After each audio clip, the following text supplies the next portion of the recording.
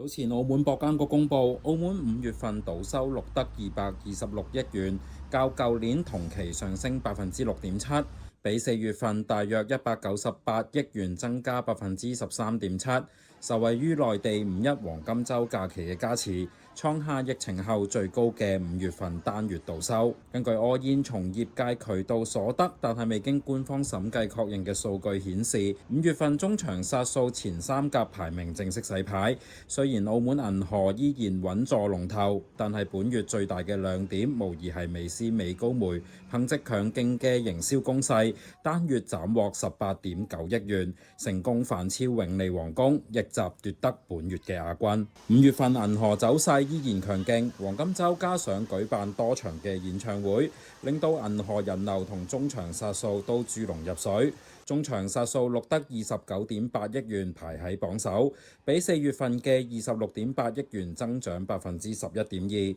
按年更加增長15.1%。憑藉路氹城規模最大嘅綜合度假配套，喺旺季展現出極強嘅吸客同留客能力，同時高級中場投注額同勝率均表現理想，推動單月殺數逼近30億元嘅大關。而排喺次席嘅係反超排喺永利皇宮之前嘅美斯美高梅，5月份中場殺數錄得18.9億元，按月增長8%，按年增長12.5%，成功扭轉上個月嘅劣勢，反超永利皇宮，重新奪回中場第2把交椅。美斯美高梅近期推出嘅精緻免費餐飲、贈品以及特色行銷嘅策略持續奏效，成功喺黃金週期間吸引大量極具消費力嘅高端大眾博彩客群，令到美高梅喺旺丁嘅同時實現高效旺財。而且5月份美高梅積極參與多項嘅娛樂、